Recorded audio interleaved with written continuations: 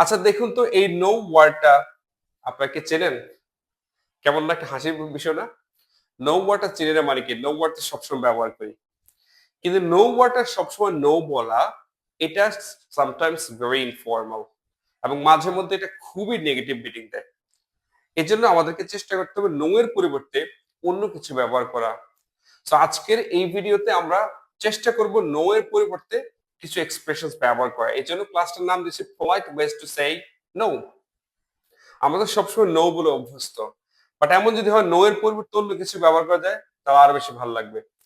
For example you have got request, আপনাকে কেউ request করেছে, ঠিক আছে?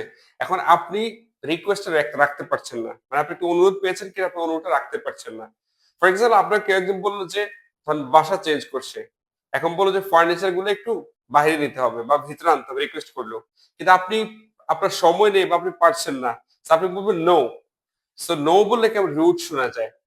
So instead of no, we can use a couple of expressions. The first one is that I would love to help you, but I'd love to help you, but I'm in a hurry. আমি সত্যি আপনাকে সাহায্য করতে চাই কিন্তু আমি খুব ব্যস্ত আছি। সো নো না বলে এই সেন্টেন্সটা বললে আপনার নো চেপ মনে হয় যে পজিটিভ মিনিং হয়ে গেল, তাই না? তাহলে কি বলবেন? I'd love to help you, but I'm in a hurry. আমি ব্যস্ততার মধ্যে আছি। আরেকটা বলতে পারেন I wish I could help you. আমার সত্যি খুব ইচ্ছা আপনাকে সাহায্য করার। But someone is waiting for me. আমার জন্য কেউ একজন অপেক্ষা করছে। Therefore I have to go. এজন্য আমাকে যেতে হবে। সো এই যে নো না বলে আপনি একটু বুঝাই দিলেন যে আমি সত্যি আপনাকে সাহায্য করতে পারলে ভালো লাগতো। কিন্তু কেউ একজন আমার জন্য অপেক্ষা করছে। আরেকটা বলতে পারেন unfortunately now is not a good time. মানে হলো দুর্ভাগ্যবশত এখন সময়টা ভালো না। মানে আমি খুবই তাড়াহুড়োর মধ্যে আছি। আমাকে যেতেই হবে। Therefore, unfortunately, now is not a good time. So দেখেন নো না বলে কি বলতে পারি? I would love to help you, but I'm in a hurry. I wish I could help you, but someone is waiting for me. Unfortunately, now is not a good time. So আপনি কোনটা ব্যবহার করবেন সেটা comment বক্সে জানাবেন।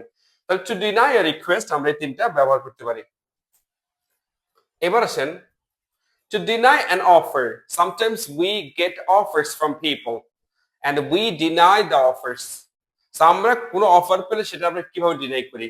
ধরেন আপনাকে একজন বলে let's have a dinner tonight, let's have dinner tonight, চলো রাতে একসাথে খাই। আপনি নো। সো নো বললে কেমন নেগেটিভ শোনায়, তাই না? আপনি বরং সে চমৎকার একটা অফার দিয়েছে আপনাকে যে আমরা রাত একসাথে খাবো, আপনি কথাটা খুব সুন্দর উপস্থাপন করতে পারেন। তাই কি বলবেন? I appreciate the offer. আমি আপনার অফারটাকে মূল্যায়ন করলাম, but my exam is tomorrow, therefore I really need to study for a long time. আমার সত্যি অনেক সময় পড়াশোনা করা প্রয়োজন। So আপনি যখন বলবেন যে আমার পরীক্ষা, তোমার অফারটা খুব ভালো কিন্তু আমার পরীক্ষা, তখন যিনি আপনাকে অফার করেছে তিনি নিজে বলবে আচ্ছা থাক অন্য একদিন, আজকে পড়াশোনা করো। তাহলে কি বলতে পারি? I appreciate the offer but that would be great. বাহ কি চমৎকার অফার করেছো, রাতে একসাথে খাবো, তাই না? But I have got exam, I have got exam tomorrow. আমার আগামীকাল পরীক্ষা আছে, সো এটাও বলতে পারেন। Thank you for the offer. আপনাকে ধন্যবাদ চমৎকার একটা অফারের জন্য। But I have to make a good result in the exam. Therefore, I have to study a lot. আমাকে ভালো একটা রেজাল্ট করতে হলে পড়াশোনা করতে হবে। সো আশা করছি আমরা যখন কোন রিকোয়েস্ট কে ডিনাই করব তখন ওই তিনটা এক্সপ্রেশন ব্যবহার করতে পারি। To deny an offer, you can use these three expressions. So আশা করি ক্লাসটি খুবই ভালো লেগেছে। যদি ভালো লেগে থাকে, what you have to do, try to share with others.